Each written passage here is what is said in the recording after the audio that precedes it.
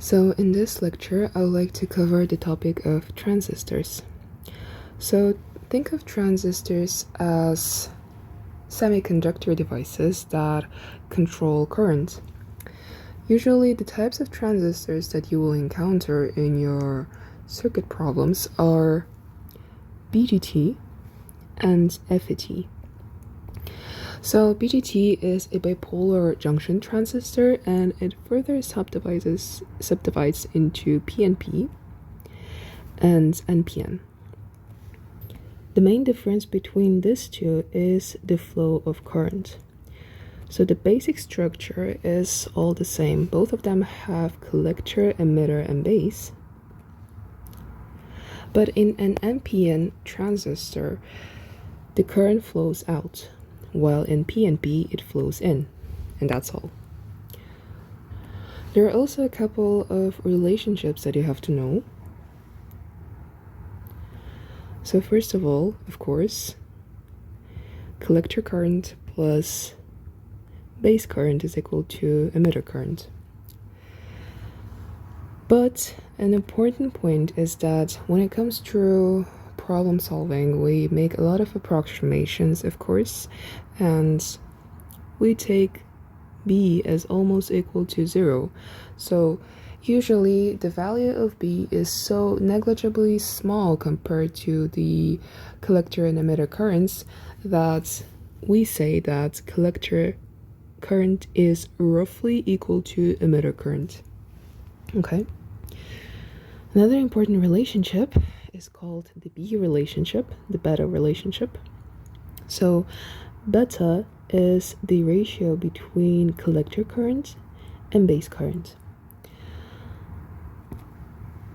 On the other hand, there is an alpha relationship, which just tells you the ratio between collector current and emitter current, but as you might have already guessed, it is approximately equal to 1, though we usually take it roughly between 0.98 to 0.99. Okay? There is a relationship that combines these two, so the beta and the alpha relationships. So usually we say that alpha is equal to beta over beta plus 1, while beta is equal to alpha 1 minus alpha. So for example, if your beta is equal to 100, then obviously alpha will be equal to 0.99, which gives us approximately 1. Another important thing that you will most commonly use, and if not stated otherwise, please assume that it's always true. The voltage drop between the base and the emitter is equal to 0.7 volts. So you may say that VB minus VE is equal to 0.7 volts. So now that we know all the important relationships, let's try to solve this example. So we are given RB, which is equal to 430 kilo ohms, RC, which is equal to 2 kilo ohms, RE, which is equal to 1 kilo ohm, and the beta, which is equal to 50. As I said, our voltage drop between base and emitter is 0.7 volts, and I've already marked it here. So here we have to find all the remaining unknowns. For example, IB, IC, and IE. The way we can do this is first write the equation for the source voltage. So our source voltage is equal to 20 volts, and we call it VCC. So in our case, VCC is equal to YB multiplied by RB. We're looking at this part of the loop, okay? IB multiplied by RB plus VBE plus IE RE. You might wonder, why am I neglecting this capacitor? This is because we are assuming that our circuit is in DC state, and when the circuit is in DC state, this means that there is only DC current that is flowing through the circuit. In this case, capacitor behaves like an open circuit, okay? So now that we rearrange the equations a little bit to factor out our IB, we will get that IB is equal to VCC minus VBE. And here we will actually substitute this IE as IB beta plus 1, okay?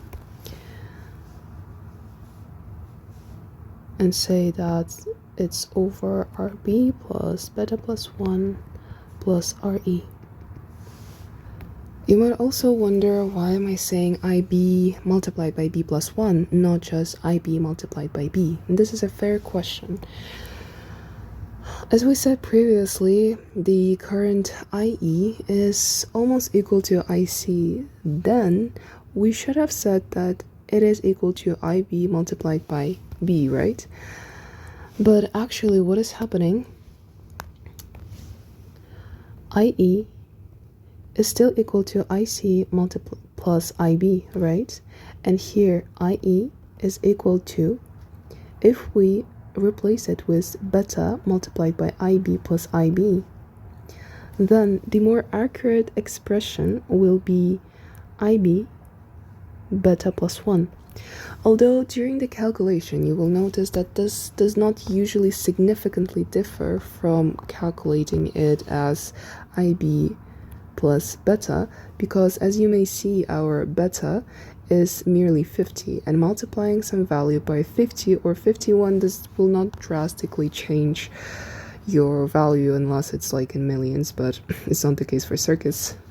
So if you do some simple calculations here, you will find out that this is equal to 20 minus 0.7 over 430,000 plus 51 multiplied by 1000, which is in turn equal to 40.1 microamperes, okay?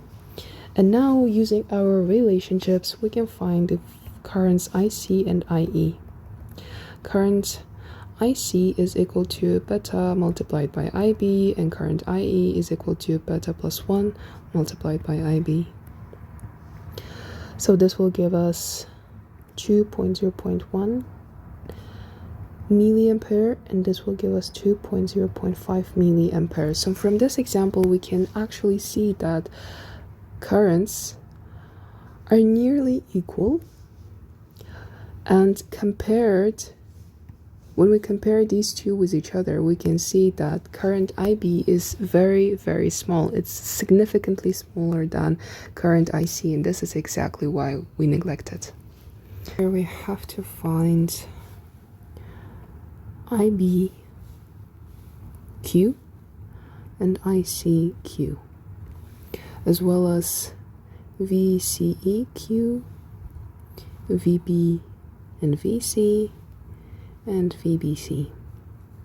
So essentially, when it comes to transistors, you usually have to find all the remaining and missing points, remaining missing values, so to say.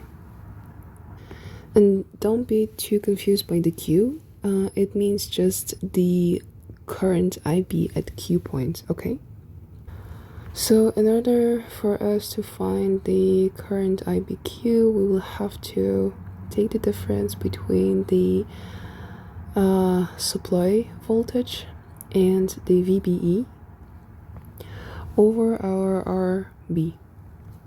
So this will be 12 minus 0.7 over 240 kilo ohms. And this will give us 4.7 multiplied by 10 to the power of minus 5 amperes.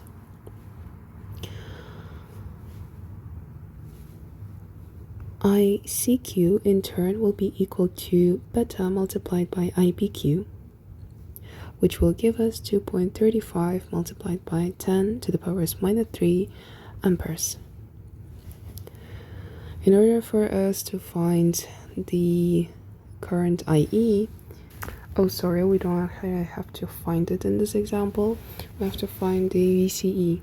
Okay, so we can actually write the expression for ICQ. So ICQ is equal to the it is actually equal to the difference between the supply voltage and the voltage drop between collector and emitter over RC. So from this we can find VCE, which will be equal to VCC minus IC multiplied by RC. And if you do some calculations, you will find out that this is equal to 6.8 volts.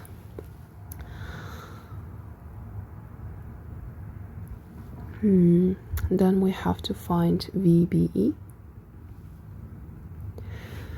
And essentially in this case, as you may see, there is actually no resistor at the emitter point, so we can say that the voltage at the emitter is equal to 0, which makes our VB equal to just 0.7 volts. And VBC will be equal to VB minus VC, which is minus 6.1 volts. I hope that you find this video helpful. Thank you for watching.